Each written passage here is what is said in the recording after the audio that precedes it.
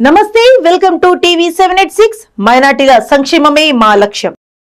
కేంద్ర రాష్ట్ర ప్రభుత్వాలు దళితులకు 15% రిజర్వేషన్ చేస్తున్నారో వాటిని ప్రైవేట్ రంగాల్లో అమలు చెయ్యాలని దళిత హక్కుల పోరాట సమితి నాయకులు బాల నరసింహ పేర్కొన్నారు. వరంగల్ నగరంలోని అబ్నూస్ ఫంక్షన్ హాల్ దళిత హక్కుల పోరాట సమితి తెలంగాణ 2వ మహాసభ ముగింపు సమావేశం జరిగింది. కార్యక్రమంలో ఆ సంఘం జాతీయ, రాష్ట్ర, జిల్లా నాయకులు విఎస్ నిర్మల్, కె రామూర్తి, యేసురత్నం, బాల నరసింహ, మరుపాక అనిల్, ఏలేండర్, రవి తదితరులు పాల్గొన్నారు. ఈ సందర్భంగా డిహెచ్పిఎస్ నాయకులు నరసింహ, అనిల్లు మాట్లాడుతూ దేశానికి స్వాతంత్ర్యం వచ్చి 70 సంవత్సరాలు గడుస్తున్నా దళితులపై దాడులు జరుగుతున్నాయి అన్నారు. కేంద్ర రాష్ట్ర ప్రభుత్వాలు ఎలాంటి దాడులు జరగకుండా చర్యలు చేపట్టాలని వారు పేర్కొన్నారు. దళితులకు 15% రిజర్వేషన్ ప్రైవేట్ రంగాల్లో కూడా అమలు చెయ్యాలని అన్నారు.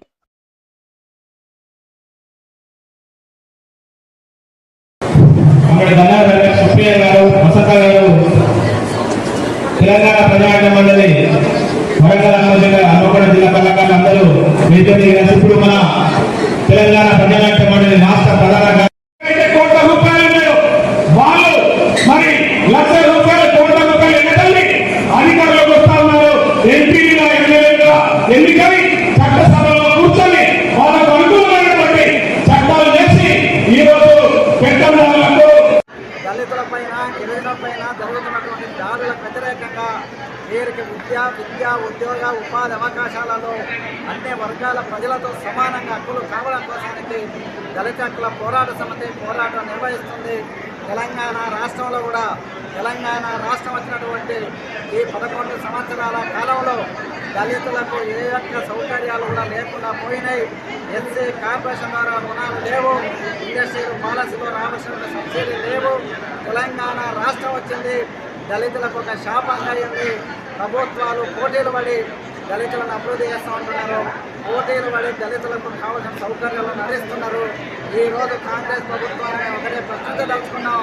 మీరు పోటీ పడి చేవెళ్లలో అంబేద్కర్ అభయస్థానికి 12 లక్షలతోన దళితులకు ఉపాధి అవకాశం కల్పిస్తున్నారు. గతంలో కేసీఆర్ ప్రభుత్వం 10 లక్షల రూపాయలతో దళిత బంధువులు ప్రవేశపెడితే దానిని రద్దు చేస్తూ 12 లక్షలతోన యూనిట్ కల్పిస్తూ ఉన్నారు. 2 సంవత్సరాల పరిపాలన కాలంలో కూడా ఏ ఒక్కరికి కూడా ఒక్క యూనిట్ కూడా మంజూరు పాపాన లేదు.